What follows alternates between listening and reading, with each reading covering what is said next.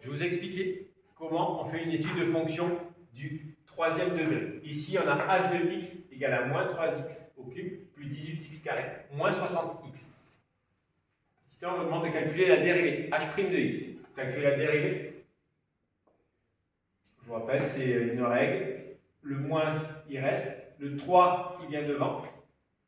Et ici, ça descend de 1 degré. Le 3 devient 2.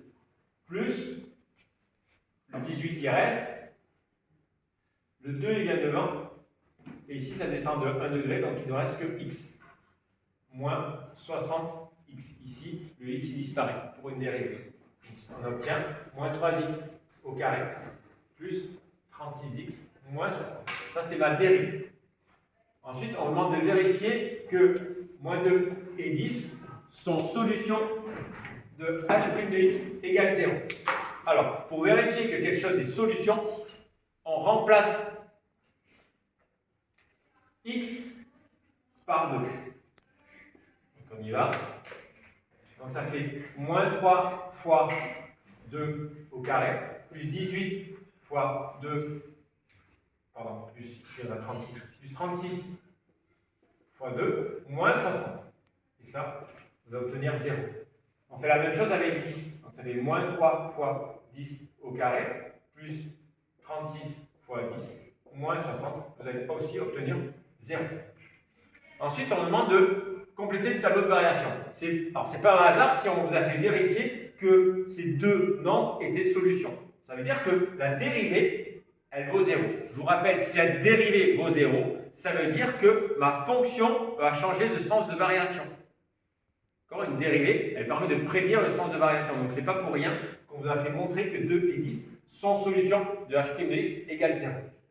Donc, du coup, 2 et 10, on les écrit ici parce qu'on sait qu'il va se passer quelque chose pour notre fonction. Alors, pour étudier le signe, on va regarder le signe de h' de x. Je dis bien h' de x. Si vous la tracez, h' de x, elle est comme ça. D'accord? On pouvait le prédire parce qu'ici, c'est un nombre négatif devant le moins 3. Du coup, ça, on peut dire que le smiley, on va appeler s'il y a un moins, il n'est pas content. D'accord? Donc, s'il n'est pas content, c'est comme ça. Donc, la fonction, elle a cette tête-là. En fait, c'est en 2 et 10 qu'elle vaut 0. Donc, ma fonction, ça c'est bien ma dérivée. Ici, elle est négative, après elle est positive, après elle est négative. Donc, je redis, ici, elle est négative. Elle est en dessous de la barre, là. Donc, elle est négative. Ensuite, elle est positive. Et ensuite, elle est négative. Elle est positive. Et ensuite, elle redevient négative.